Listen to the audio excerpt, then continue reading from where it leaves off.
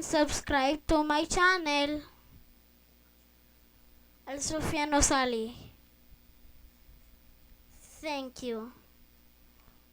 Please.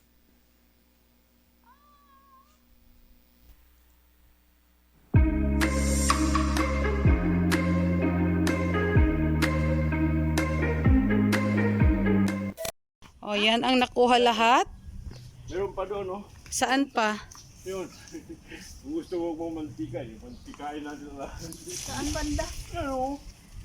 O, sabit pa. Marami pa. Saan pa? Anong introduction mo? Wala akong introduction. Ang introduction mo, how to make coconut oil. It's the first step, kailangan mong kumuha ng bunga ng nyog, matandang bunga ng nyog. Sa pamamagitan ng sungkit. Okay?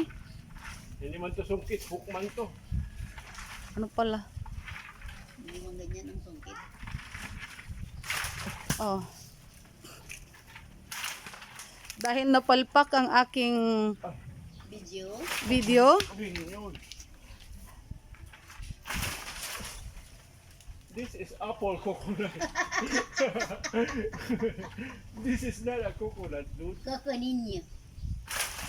It's so ninyo. Coco ninyo. Oh. Ang liit-liit naman ng bunga ng nyog na ito, pero Pero masarap. Tapos sabi Hindi ba yan ang gilana ninyo ni Auntie okay, mo? tama. Yun pala, doon. Yun na. yun na. Yun Okay, so yan na lahat ang nakuha ng nyog.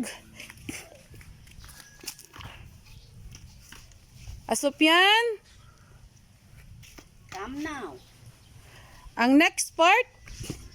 Is to remove the husk. So remove the husk from the... Okay. Remove the takke. So punta tayo sa Removing part the husk. 2. You help me. I cannot know it. So, Bismillah. ang dry-dry ng kapaligiran. Pero umulan kagabi, kaya alhamdulillah.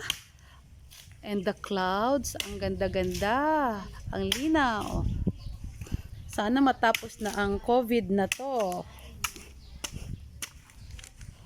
So, ganito.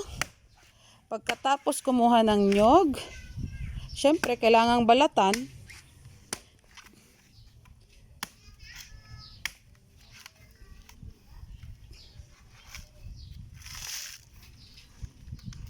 Kailangan meron kang energy para magbalat ng nyog.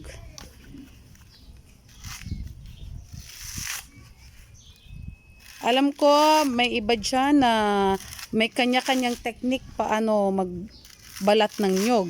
Yung iba ginagamit ang ngipin. Di ba? Kung sa Talent. Kung sa iyakan, ang ginagamit ay matabadya. Ano yung matabadya? Yung bakal siya na matulis Oo. at may stand siya. Oo. Yan yun.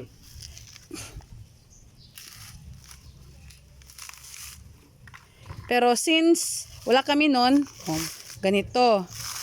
Tis-tis lang muna. Tis-tis lang.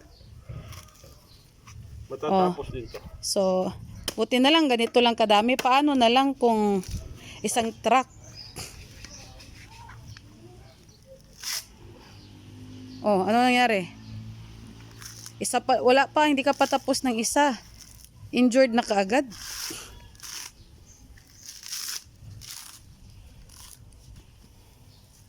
Okay, 1.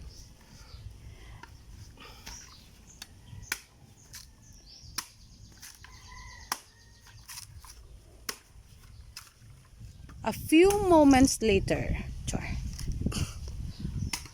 ang aming dry na lugar.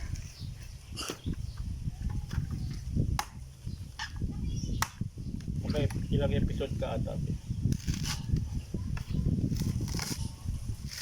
Okay, Pause ko muna dito ha. Hindi, i-save mo na. Okay nga, i-save.